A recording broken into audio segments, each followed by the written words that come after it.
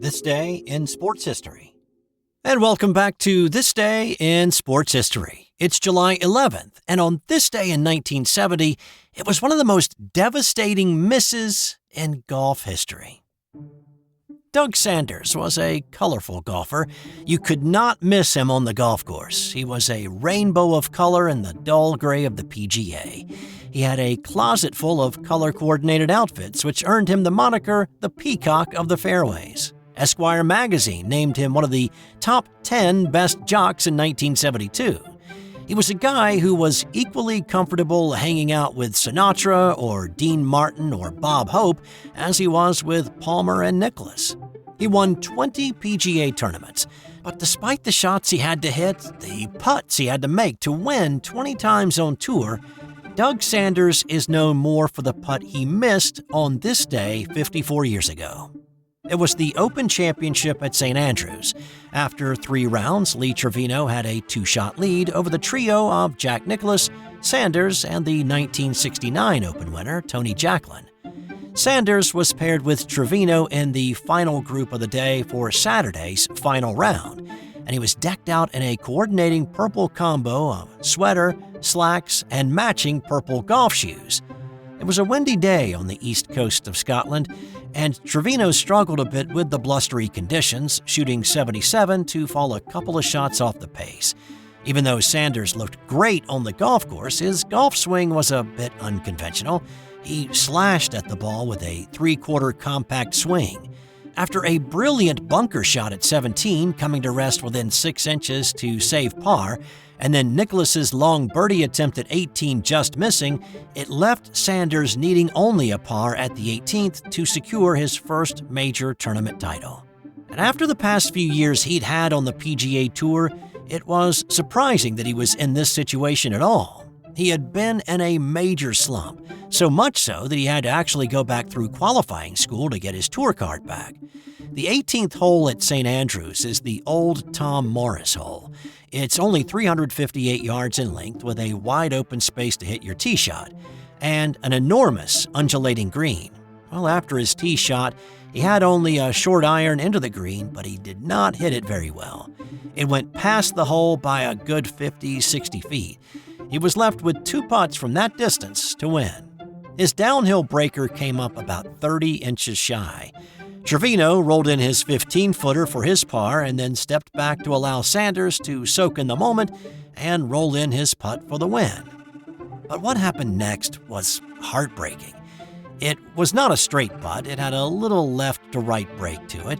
Sanders was also a very deliberate player. He stalked and looked and stalked and looked again from another angle, lined it up, stood over it, leaned down to pick something up in his line of sight. He lined it up again, and he stood over it for agonizing seconds upon seconds upon seconds. When he finally struck it, though, he knew immediately he'd missed it. It's agonizing to see him chase it with his putter, seemingly wanting to draw it back to him and hit it again. Trevino's reaction is telling as well. Just as the putt slid by, he turned away, pained by what he'd just seen. Sanders tapped in for bogey to finish the round with 73 and slip into a tie with Nicklaus.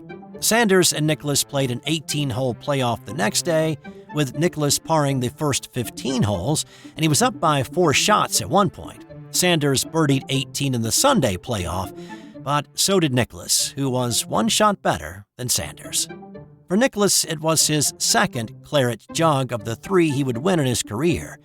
For Sanders, it was the 4th time he'd finished second in a major tournament, and he would never contend for another one again. In 1973, 71-year-old Gene Sarazen was playing in the Open Championship held that year at Troon. Officially, he was in the golf tournament, but really he was just there having some fun and playing the first 2 rounds. Well, on this day, in the first round of the tournament, Sarazen stepped up to the well-known par 3 8th hole called the postage stamp because of its tiny green. At just 128 yards, it's a bite-sized hole. Well, the ageless Sarazen hit a 5-iron off the tee and watched it roll into the cup for an ace. In the second round, he holed out from the bunker using a sand wedge, a club he'd developed 40 years before, for a 2. Oh, yeah, and the sand wedge thing? He experimented with different clubs to extricate his ball from sand in the early 30s. When he was taking flying lessons with Howard Hughes, he took notice of how the plane's tail adjusted down when landing.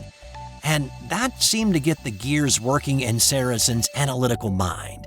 And after tinkering a bit, he surreptitiously debuted his newfangled sand wedge at the 1932 British Open.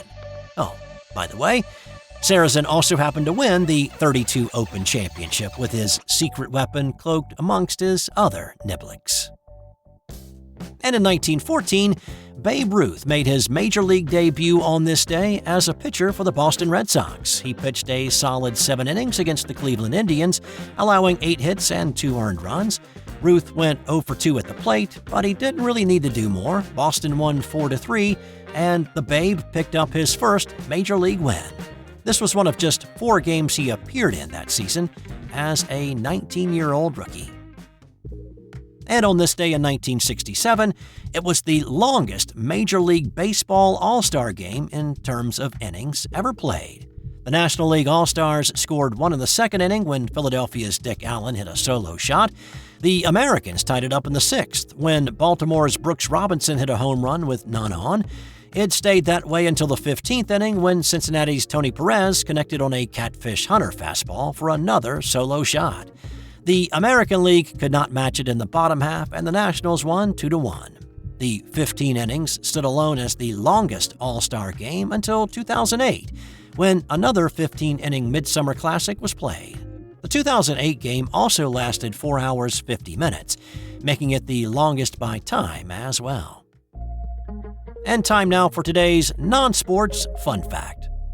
On this day in 2016, volunteers in India planted 50 million trees. That's all for today. Thanks for stopping by. Enjoy your day, and I'll talk to you tomorrow.